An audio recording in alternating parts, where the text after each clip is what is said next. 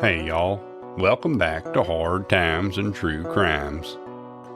Now most folks look at Christmas as the season when the world softens a little. There's lights on porches, kids counting down the days, families trying their best to come together under one roof. For a lot of us, it's a time of hope, healing, and remembering what really matters. But there's another side to the holidays that we don't talk about as much.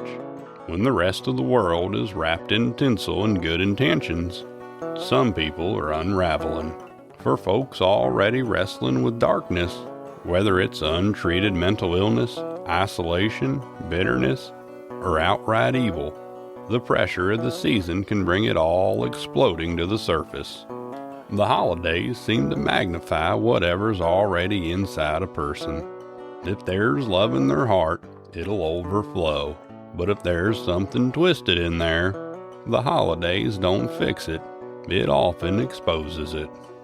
Tonight's story comes out of a small Arkansas community, one that should have been enjoying the Christmas holidays just like everybody else. Instead, they were about to face something no town, no family, no lawman should ever have to witness. And before we go any further, I do want to give a clear warning.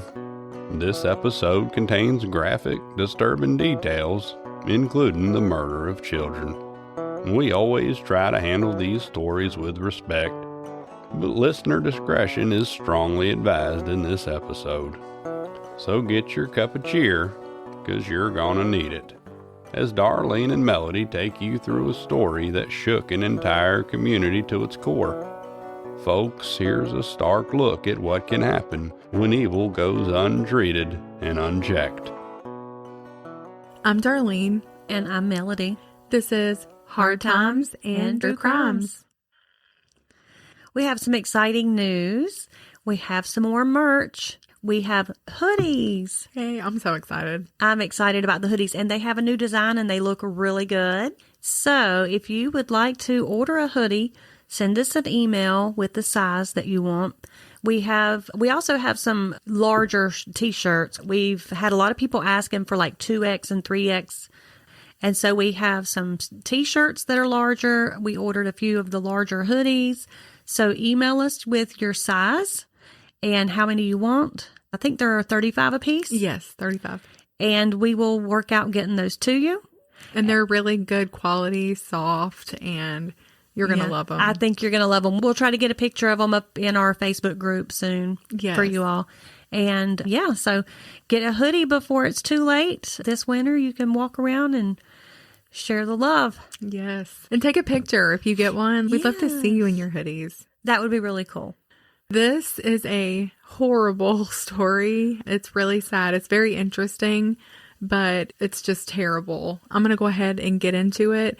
So this is my December episode. This will kind of be my Christmas episode. December 28th in 1987 was a cold Monday morning in Russellville, Arkansas. A man in a black cowboy hat pushed open the door of a local law office, the Peel, Eddy, and Gibson law firm. To the people inside, it didn't really seem unusual. He didn't seem like he was in a hurry. He didn't scream or anything. He just walked in like anybody else stopping by on business. But unlike everyone else, he was carrying two .22 caliber revolvers, one long-barreled and one short, and each were loaded with hollow point rounds. He was on a mission.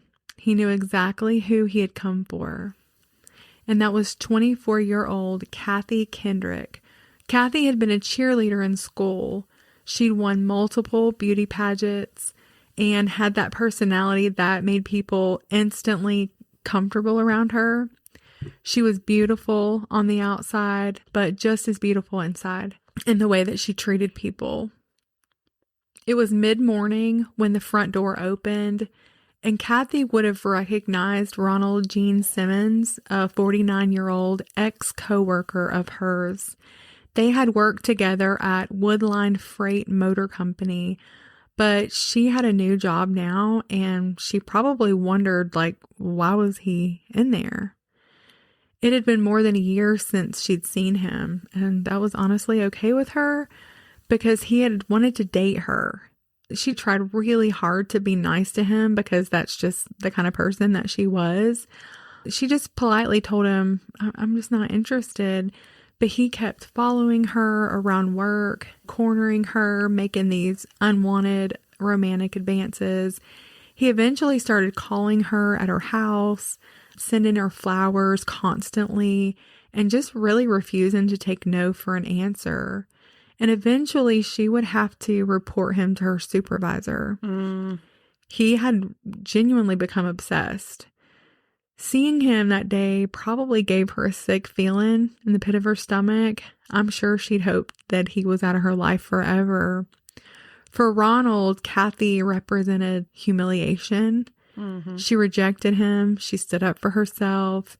And he didn't speak a word to her when he came in that day. He just walked straight toward her, lifted his gun, and shot her 4 times in the head at close range. Just as calm as he walked in, he turned and left. How horrible.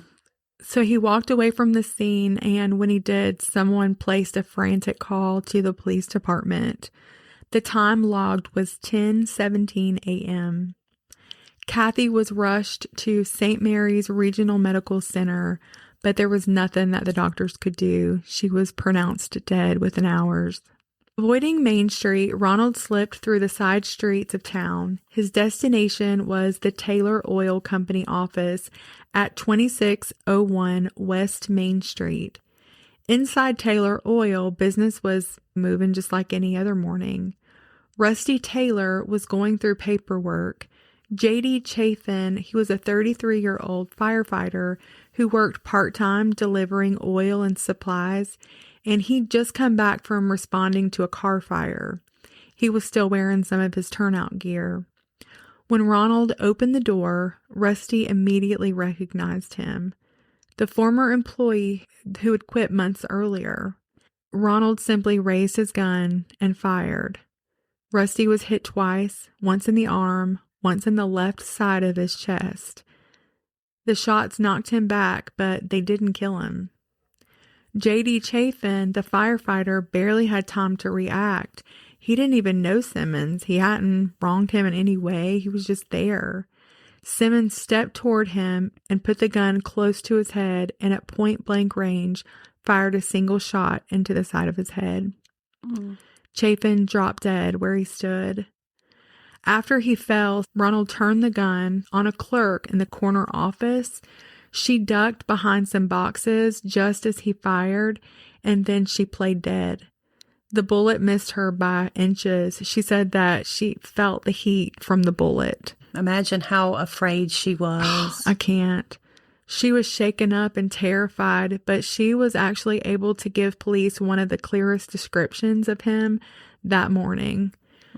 The call reporting the second shooting came in at 10:27 a.m. So that's a 10-minute difference, a time difference. Ronald climbed back into his car, driving straight through the heart of Russellville, and pulled into the parking lot of the Sinclair Mini Mart. He knew the place well because he'd worked there up until 10 days earlier. He had just quit on December 18th. He was looking for the store owner named David Sawyer. Like so many jobs before, Ronald left feeling wronged and slighted and angry. In his mind, every job that he had ever quit was, of course, somebody else's fault. Simmons pushed open the glass door of the mini mart. Inside, David was chit-chatting with a customer. Roberta Woolery, she was ringing people up and just tending to the store. They all turned around when Ronald walked in. Before anybody could react, he lifted his gun and shot Sawyer once in the forehead. Sawyer flew backwards.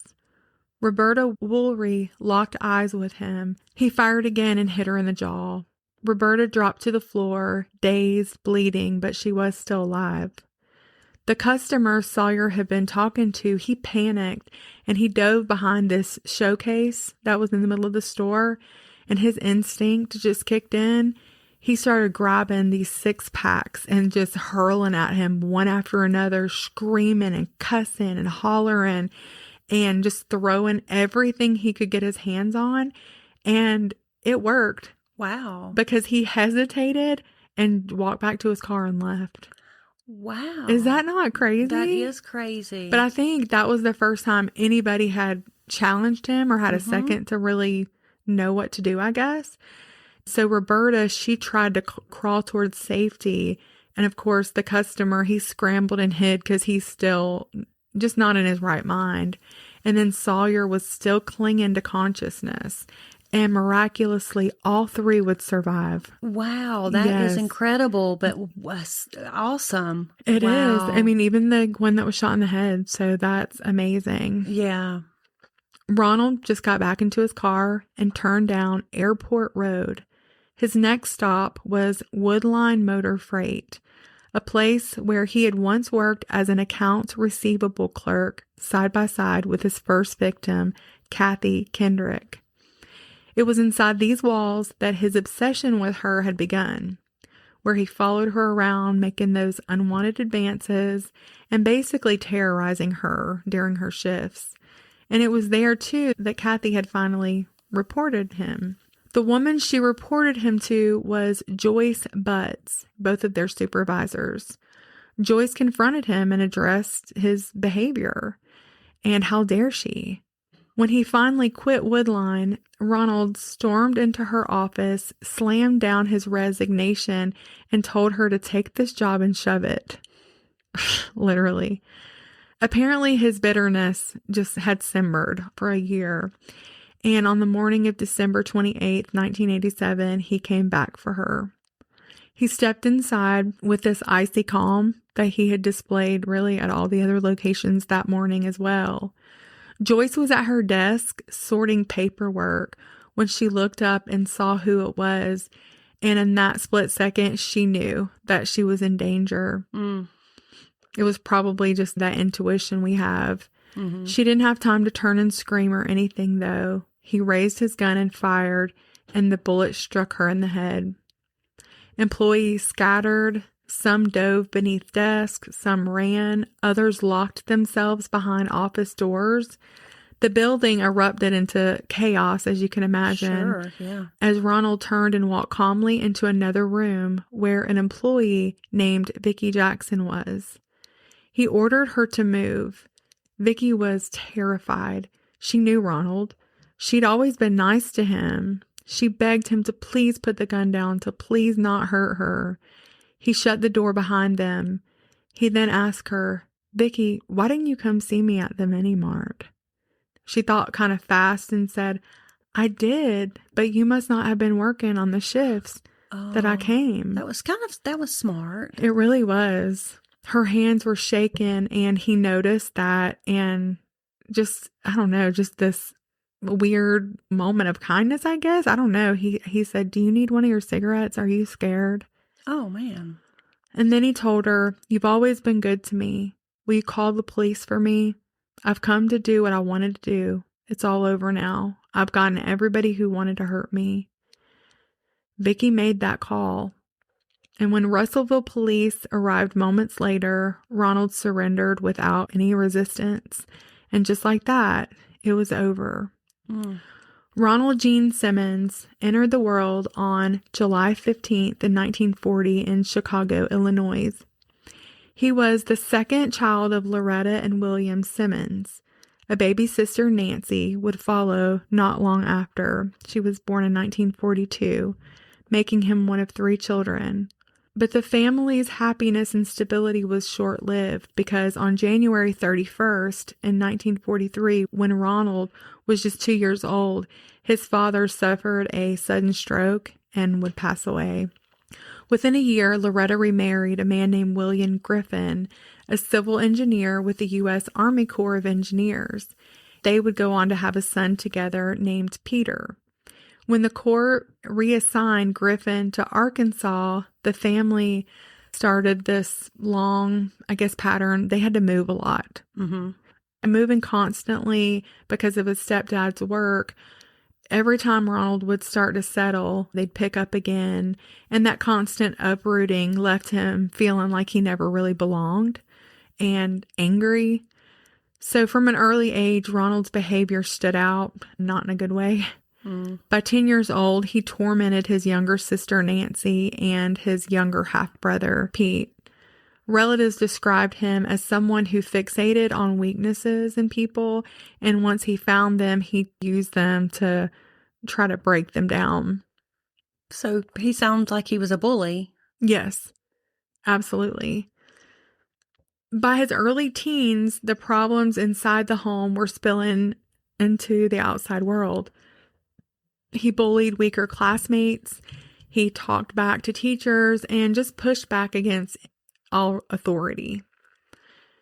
Eventually, the school had had enough and he was expelled.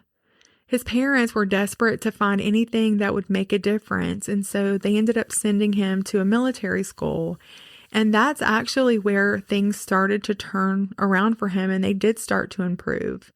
Civilian life was chaotic and unpredictable, but the structure of military, it felt safe for him, and he thrived in it. He learned to keep his head down, to follow rules, to blend into the background, and it just suited him. So at 17 years old, on September 5th, 1957, Ronald dropped out of school and enlisted in the Navy.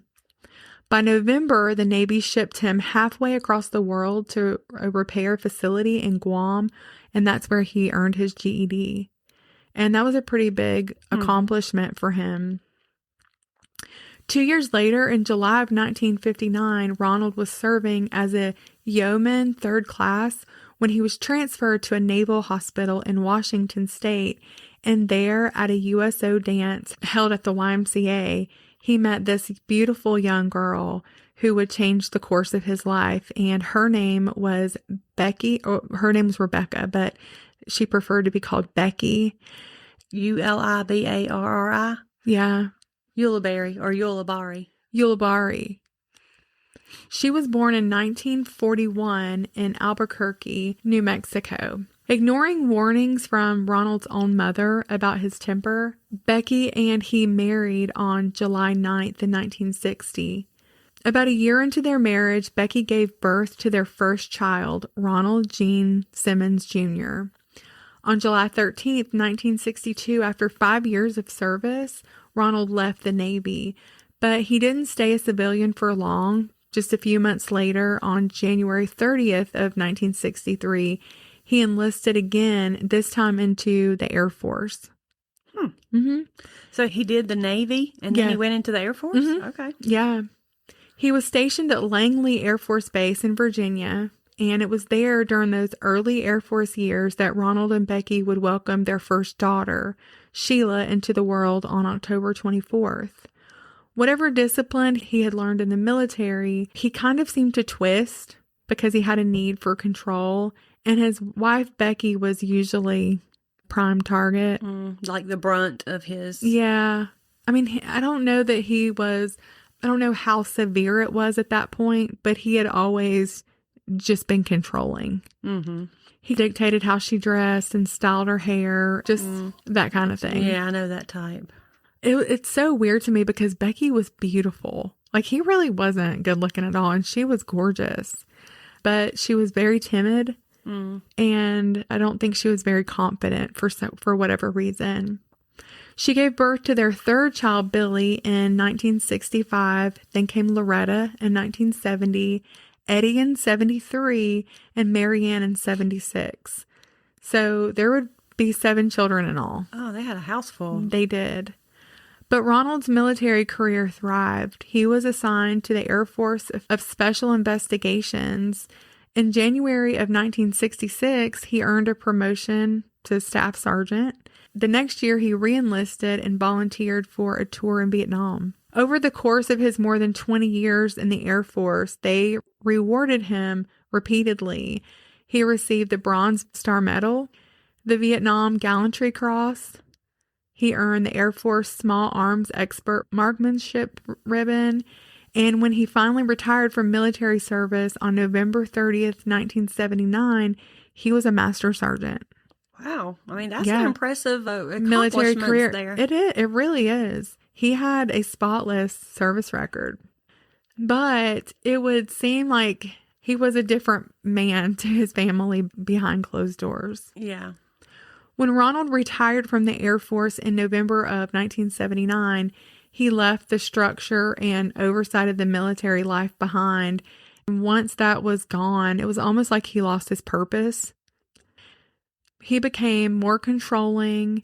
I feel like probably the less purpose he felt that he had, he would take it out on his family.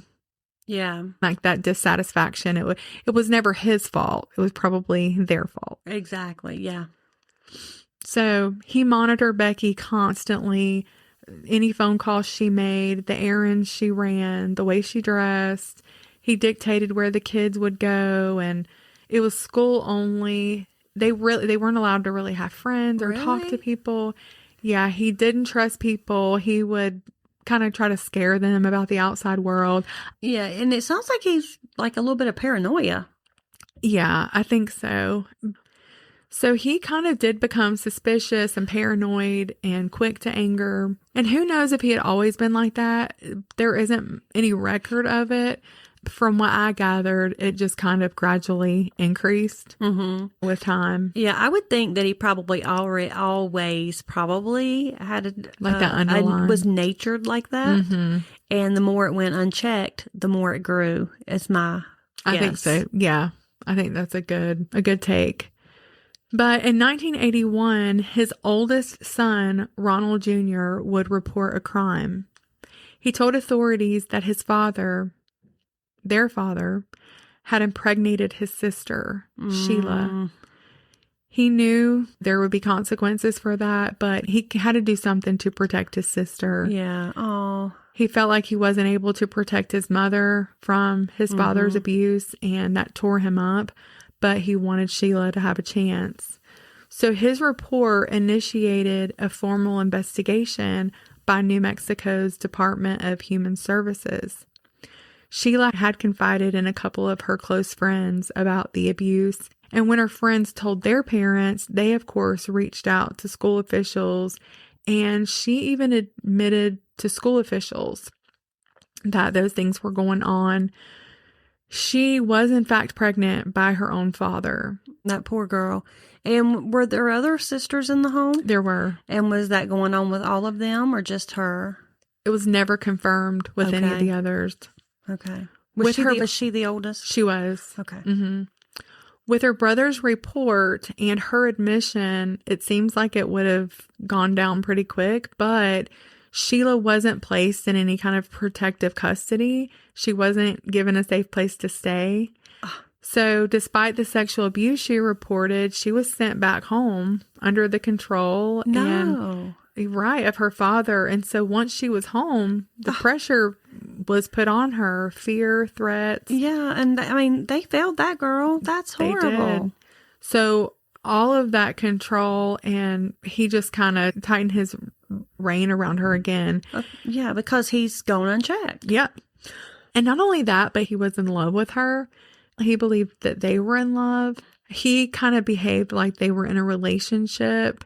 It was weird. Yeah, sick. And things became so much worse after this because he told her how disappointed he was because she had, I guess, told on him.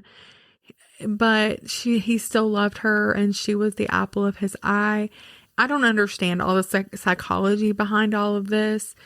I don't think she really had a choice because I think how manipulative he was.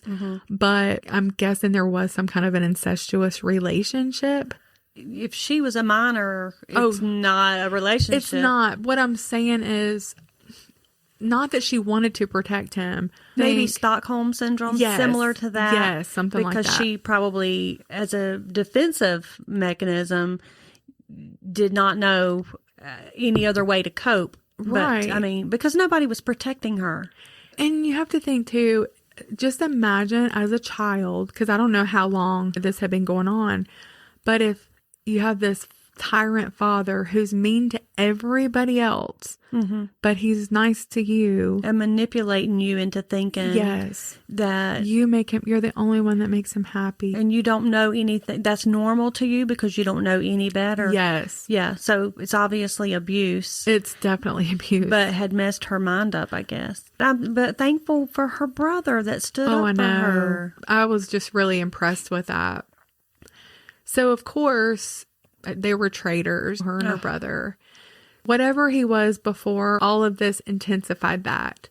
And Becky, already worn down, already isolated, this is the mother, and abused physically and mentally, became trapped in a whole new nightmare.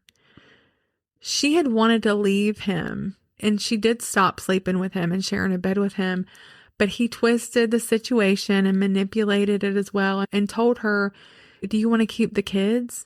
If not, if you do, then we have to stay together and raise this baby. And he had convinced her that like they were both going to be in trouble. Yeah, so manipulative. So their granddaughter, his daughter, a child that he fathered with Sheila, his wife had to raise. It was just, I don't know. Messed it was up. sick. So messed up. So the psychology in that environment is almost unimaginable. Everyone was traumatized. Yeah, I'm sure. Faced with that, she recanted. And her refusal to testify, of course, stalled the case. Yeah, because she knew that she wasn't going to be protected. Yeah. And without her cooperation, the case against him was fragile. And so the district attorney knew that without her testimony, the abuse was never going to be prosecuted. And so he subpoenaed her. At first, Sheila still refused to testify. She was like, I'm not. She was terrified. And as crazy as it sounds, she was emotionally bound to the only father she'd ever known. But the DA's office pushed harder, and they warned her that they were going to arrest her for contempt of court if she did not come in and testify. And so with that, she did come in. She was visibly pregnant, scared to death. When she took the stand, she testified for 2 hours. She sobbed, and she didn't want her father to go to prison. She didn't want to be the one responsible for tearing her family apart. In her traumatized, conflicted state of mind, she kind of minimized the abuse and told the court the incest had happened only on 3 separate occasions, which was not true. No. But that's bad enough. Yeah, even if it was the truth, that's bad enough, but that's not. No. Yeah. By the summer of 1981, everything that had been hidden inside the Simmons home was finally spilling out into the open. Sheila had given birth 2 months earlier. She had had a baby girl named Sylvia Gale by her own father. Investigators at that point had gathered enough evidence to move forward, and thanks to Sheila's initial statements, her friends' accounts, the report made by her brother, and her own testimony, on August 11th in 1981, the Otero County, New Mexico authorities finally caught up with him and charged him with 3 counts of incest. If convicted, he faced up to 9 years in prison.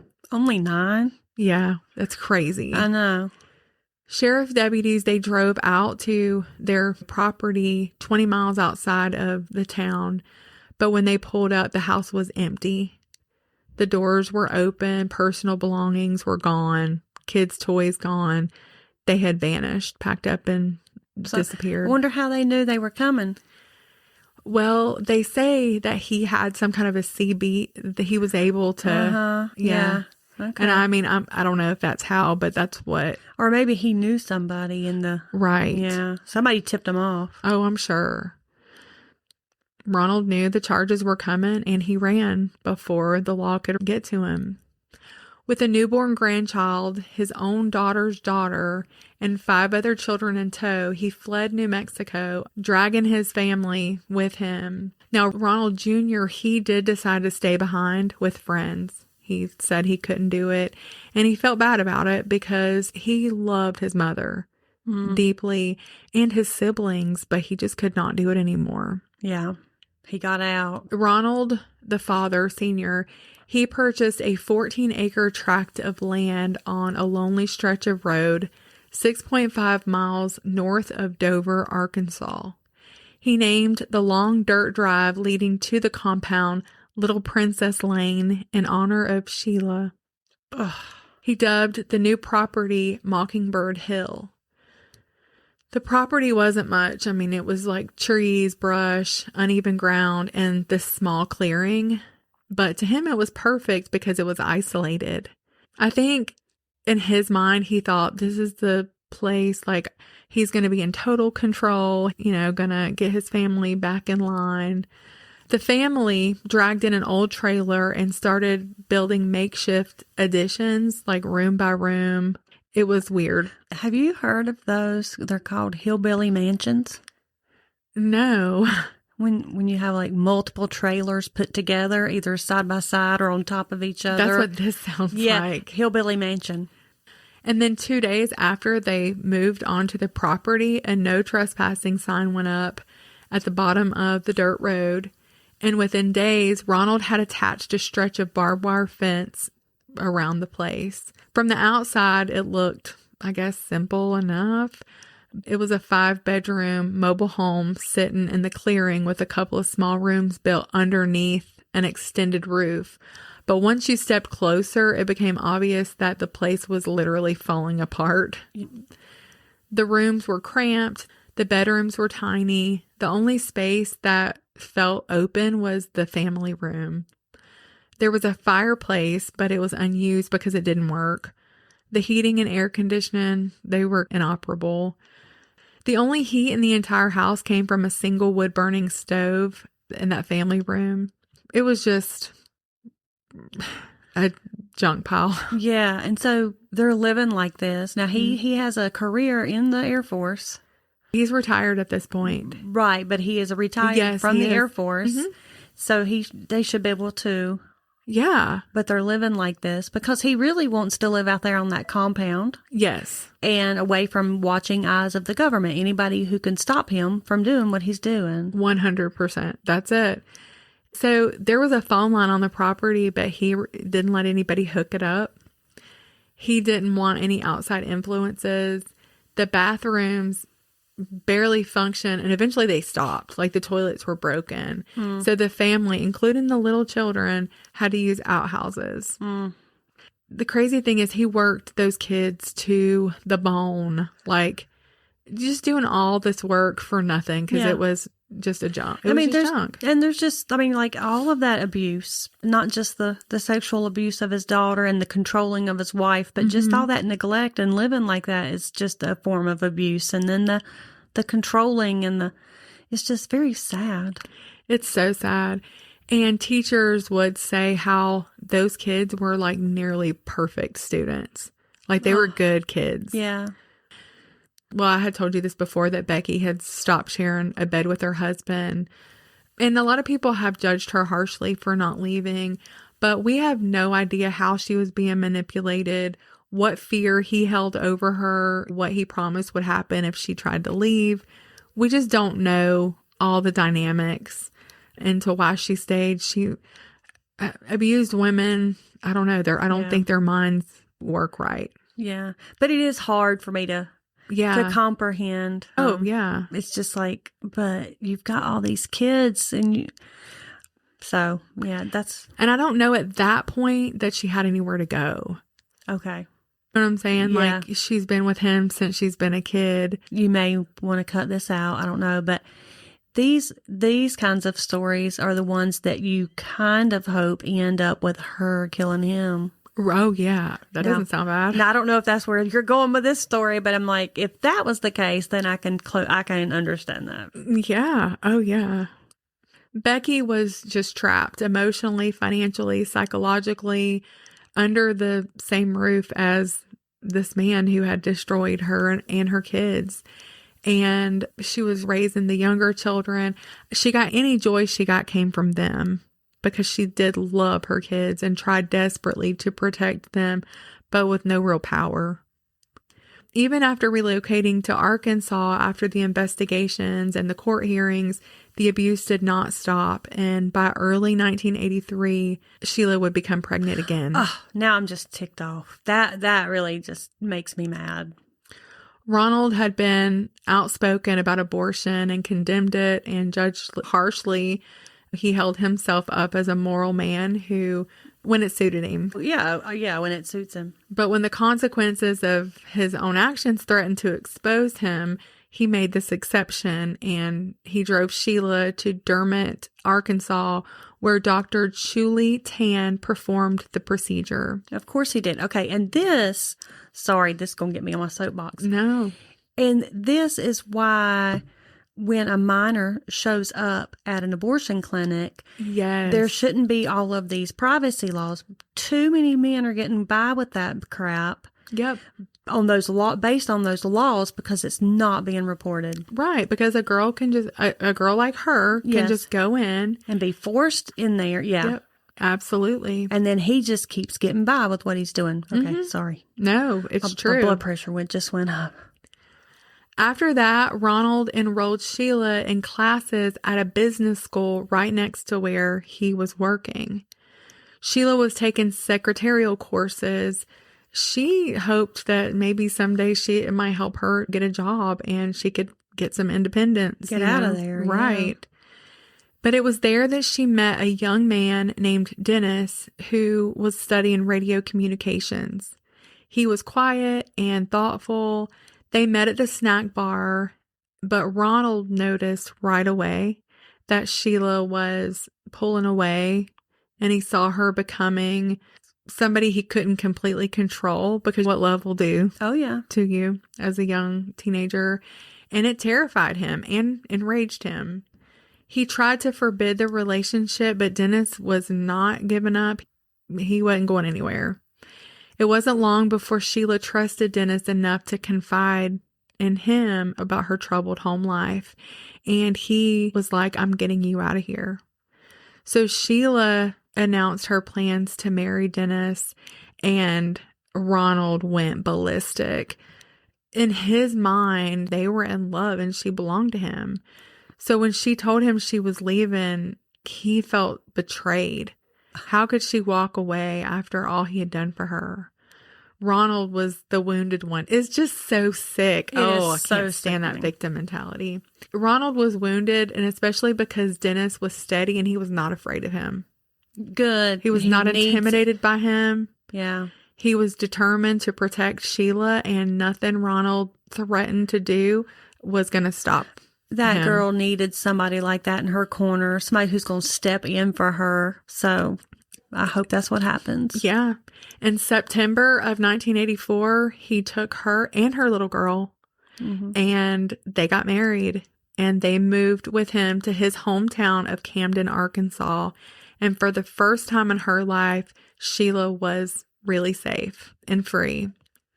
With Sheila gone and Gene Jr. gone now, and Billy also, this was the third child. He was interested in a girl now, and they all got out of there as quick as they could. Yes. And he was getting married too. And Ronald was losing the grip that he had on his family. He didn't have as much control. Exactly. And now he tried Loretta, the next to the oldest girl, but Loretta was sharp and she was independent, and she had connected with classmates, and she wasn't afraid to push back at home. Loretta was openly sarcastic with him and unafraid to roll her eyes or question him. Good. So it just wasn't going that way with her, and she let that be known. Oh, good that she was able to stand up for herself. In fact, she was at the top of her class. She was a smart girl. She was going to college. She was getting out of there. Becky, too, was no longer as isolated as he believed. She had found ways to communicate with her older children. She had started writing them letters. In fact, in one letter, she called her husband a fatso. She wanted out of there. And so her kids were kind of talking to her about, hey, you could get some of his retirement benefit. You're not going to be completely without money. And So she probably didn't even realize what was She available to didn't. her, but now they're wising her up. yes, and so she's getting excited. She started writing her sister, and she's starting to make plans. But she wants to be careful about it. She didn't just like up and leave one day, but she's making these plans, and I do believe that she was serious. Ronald could probably feel that and sense that. You know, you get a little confidence in you. And he was no longer the center of everybody's world. His life was spiraling out of control. He was now scraping by on these low-paying menial jobs. By 1985, he was working 2 jobs in Russellville.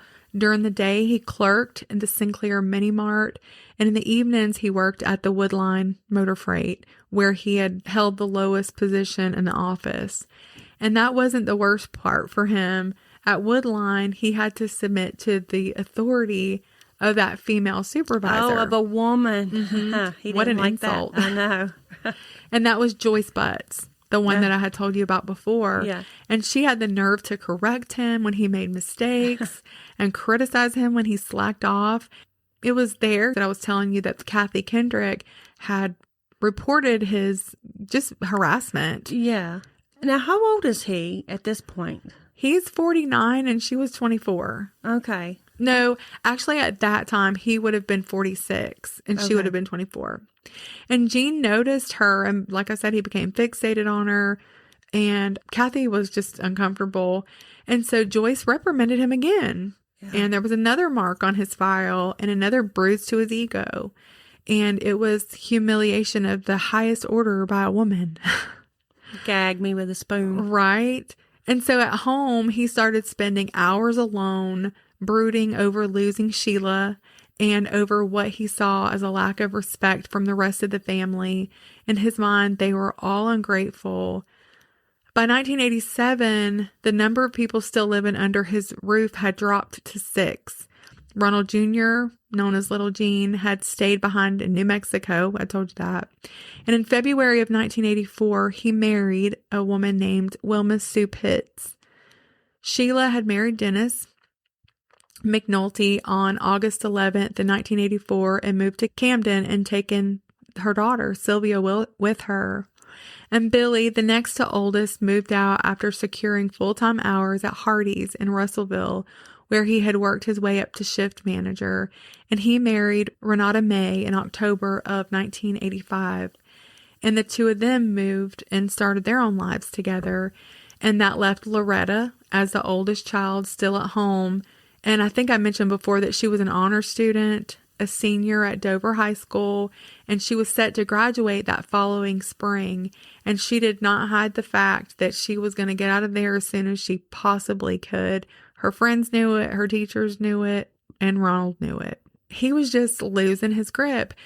He actually called Sheila and her husband over to the house one day and tried to, I guess, justify his behavior to them, why he had been the way he had been. And Dennis stood up and laughed and was like, let's go home. Yeah. Like he was not. Good for him. I like this. Dennis, I like this. This man is delusional, though. He is nuts. And he would try like behind Dennis's back to manipulate Sheila. Yeah, of course. And she would just be like, I can't. He doesn't want me to. And I think she had a codependency relationship and a people pleasing. Like, I think she felt like her father's happiness was laid on her. And well, I'm sure he made her feel that way. Yes. Yeah. And so it's all a bunch of psychological manipulation, like we said. But in December of 1987, Ronald did something totally unexpected. He humbled himself and invited the whole family for a Christmas dinner. He said that he knew things had been strained, and he just wanted everyone home for Christmas that year. He invited all the children, the ones who had moved out, the ones who were out of state, the ones with spouses, the grandchildren, to come to Mockingbird Hill for the holidays. He told them how much it would mean to Becky, and they all had a soft spot for Becky. He told him, let's just all get together and love each other. I really want to make amends. And they did remember some wonderful Christmases from when they were little. Life, we always say, it's never one-dimensional. Right. You're going to have like these pinpricks of light, even in darkness. And it sounds like he knew exactly how to pull on their heartstrings, didn't he? Yeah. He must have been a master manipulator. Oh, I think he was. In fact, Gene Jr., the Ronald Jr., the oldest son, his wife would say when she had met him, he had been like the nicest. She thought he was great. Oh. I mean, until besides knowing what he had done. Like when she first met him. Yeah. Wow. So it wasn't like he couldn't turn on the charm. Oh, yeah. They all agreed to come, and Becky was absolutely thrilled because this was going to be the first time her kids were under the same roof in God knows how long. So she wrote to her sister telling her how excited she was that every one of her kids and grandkids would be there for the holidays. After the police arrested Ronald in Russellville, after those murders that I had told you about on December 28th, he would not say a word. He wouldn't give an explanation. He wouldn't give a motive. There was no information about his family. And so investigators naturally assumed that they needed to go to Mockingbird Hill to speak with Becky and the children, to notify them of what had happened and to try to understand like what had led to Ronald murdering all of those people that morning. But when officers drove out to the property on the evening of December 28th, the house was dark and there were no lights on. They knocked on the door, called out, tried in every way they could to make contact, but nobody answered. The doors were locked. They made the decision to secure a search warrant, and shortly after 3 p.m., Pope County Sheriff Jim Boland hoisted himself up and climbed through the living room window of the ramshackle Simmons residence. The deputies had a warrant. The doors were locked, and this was the only safe way in. The first thing he saw should have been the big Christmas tree decorated with these bright bulbs and tinsels and the presents underneath the tree, but he barely noticed any of that because scattered around the living room floor were 4 bodies. They were lying throughout the living room, still wearing coats as if they had walked in and were killed before they even had a chance to really get settled. The sheriff led his deputies inside and they moved quickly, checking for pulses, but there were none. In a nearby bedroom, officers found the body of a 6-year-old little girl. Aww. From the position of her body and the marks found, investigators said that she had been chased down the hallway and strangled to death. Oh, how absolutely horrific.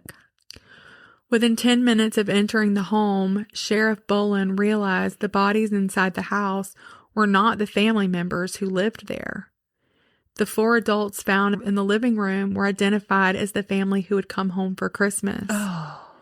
They were Billy Simmons, Ronald's son, Renata Simmons, Billy's wife, Sheila McNulty, Ronald's daughter, Dennis McNulty, Sheila's husband, and little Sylvia Gale Simmons, Sheila's little girl, Ronald's own daughter and granddaughter.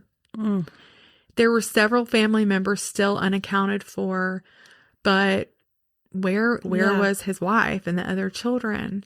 So the officers returned to town to get more resources, and they were going to have to search that 13-acre property. The next day, investigators looked around and came across this disturbed piece of land out there, and it was covered with barbed wire and a piece of sheet metal. After digging, they unearthed a body, and then another. They kept going, digging, until they found the remains of 7 people, just barely covered by dirt. Here were Becky, his wife, 2 of his sons, and 3 daughters, and another 3-year-old granddaughter. Wow. While one team was uncovering those graves behind the house, another team searched the rest of the property. In the back area, among the piles of junked vehicles, Ronald had collected over the years, they made another horrifying discovery. Inside the trunks of 2 abandoned vehicles, they found 2 more bodies. Those were Simmons' grandsons, both still infants. Oh, gosh. Each one had been wrapped inside plastic bags and placed into the trunks like trash. Good gracious. Oh, my gosh. As the coroner examined the victims, a clearer picture began to form. On December 22nd, Becky and Ronald's oldest son, Junior, had come for Christmas. He was the first one to come. He was there with his 3-year-old daughter, Barbara. He was visiting with his mom, hanging out, while the younger siblings were at school. Ronald beat and shot his son, Ronald Jr. He shot him 4 times in the head and once in the stomach. A bloody handprint was found on the wall of the house. They believe that he fought back. His wife, Becky, of course, running to see what was the matter. She was bludgeoned and then shot twice in the head. Then he strangled and killed his 3-year-old little granddaughter. Later that day, his younger children came home from school. The bus driver had said that they were super excited and smiling because their older siblings were all coming to visit. Ronald told them that he had a Christmas surprise for them. He had them wait in the car, and one by one, he took them back to a large pit on the property away from the others. First tried strangling Loretta, and then he put her head into a rain bucket and drowned her. Oh, my Lord. Then he went back and got Eddie and strangled him, then Marianne, and then Rebecca. Investigators said they were strangled with small pieces of rope that were still tightened around their necks, and that it took 7 to 10 minutes for each of them to die. This is just absolutely horrific. Months earlier, Ronald had forced his children to dig a large pit on the property. He told them that it was for a new outhouse. They had dug their own graves. Oh, how horrible. Early Christmas Eve, Ronald stopped after he did all this. Yeah. He decided to go out and he shopped he got $3 worth of gas and a pack of cigarettes, and he went to Sears in Reidsville and picked up the Christmas presents that they had ordered by mail. 23-year-old Billy was the first to arrive that next morning, and his 20-year-old wife, Renata, and their 20-month-old son, William Jr. When they got there, he had told them, hey, come into the dining room and let's have a cup of coffee. When they did, he pulled out a gun and shot William twice in the head. He shot Renata 5 times in the head, once in the back of the neck and once in the front of the neck. He then strangled their baby and put him in a green garbage bag. The bag was taped shut and hidden in the trunk of an abandoned car in the yard. Several hours later is when 24-year-old Sheila, her son Michael, who was 21 months old, and her daughter Sheila, who was 6, when they came in. She put the kids down and went into the dining room. She probably saw the bodies at that point, and that is when she was shot 6 times in the head.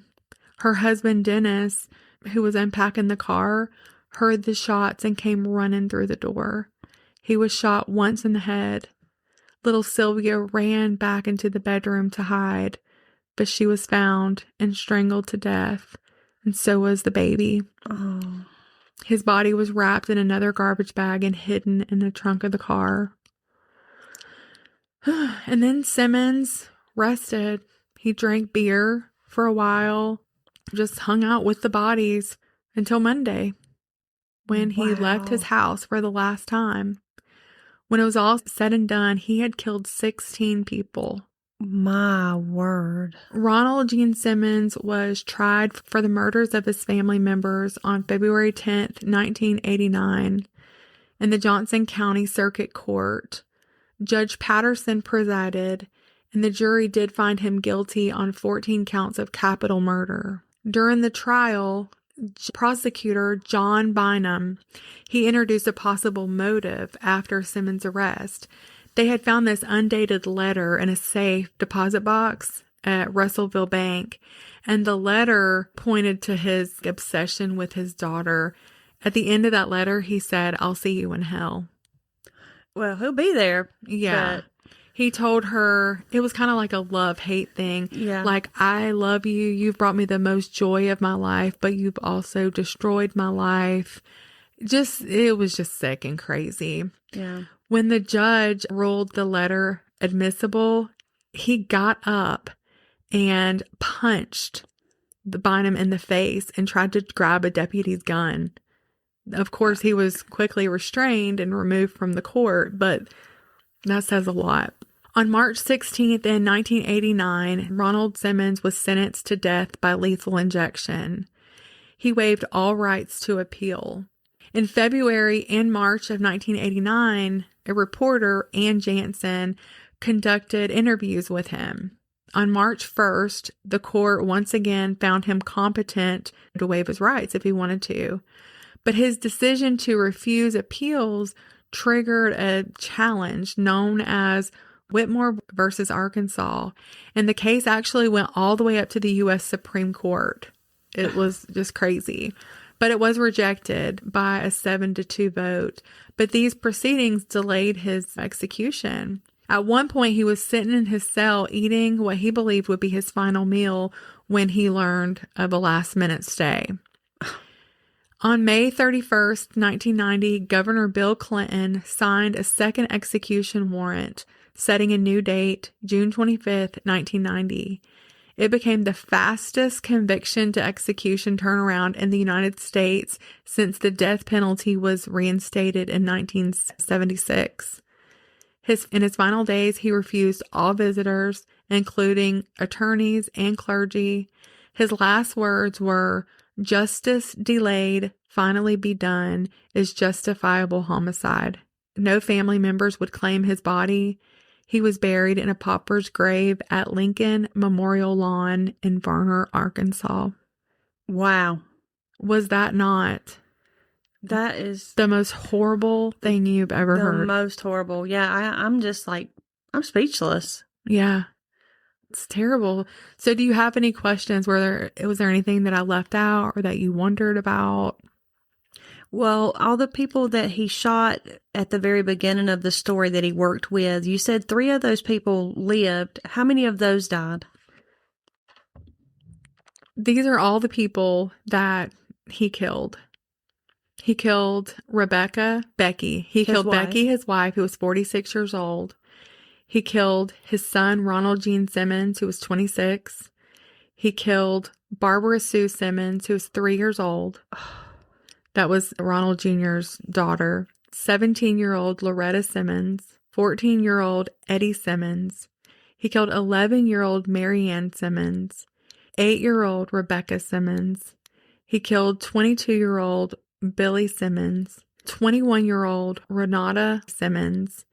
1-year-old William Simmons. They called him Trey. He was buried in his mother's arms, Renata's. 24-year-old Sheila McNulty. 33-year-old Dennis McNulty. 6-year-old Sylvia Gale McNulty. 1-year-old Michael McNulty. He also killed Kathy Kendrick, who was 24 years old. That was the receptionist at the law firm. He also killed 33-year-old James David J.D. Chafin. He also wounded 4 other people during his rampage. It was a killing spree that was would be the worst mass murder in Arkansas history. And yeah. And most of those were his family members. Yes. And what a horrible person. Evil. Pure evil. Pure evil. That's what selfishness, when all you care about is your happiness, your feelings, your me. That's the kind of monster that breeds. Yeah. Monster. I mean, like, there's really not even a word to describe it. I mean, monster doesn't even seem to really hit it. I can't even fathom. Like, what is going on in your mind to do something so horrible?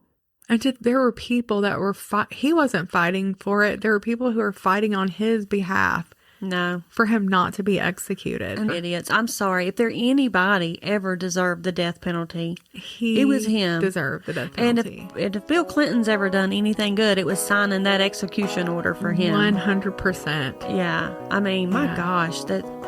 Those were some hard times. I mean, those were just some hard times. Yes, it was. Thank y'all for listening to this episode of Hard Times and True Crimes. And stories like this one take a toll. They sit heavy on your heart and remind us just how fragile life is and how deeply people can be wounded long before the world ever sees the cracks. But in the face of something this dark, we also hold tight to the truth that evil never gets the final word. And there's a verse in the Gospel of John that seems fitting for tonight.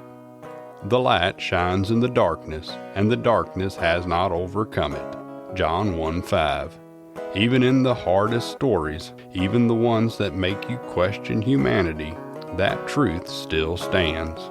Darkness does not win, not in the hearts of those who turn to God for healing. This world is not our home. Thanks for joining us, and as always, y'all take care of yourselves and each other. Go caroling, bake some cookies, and watch a Christmas movie. And I'm sorry to inform you, but Die Hard is not a Christmas movie. Y'all do something that makes you happy. Have a Merry Christmas. And until next time, goodbye.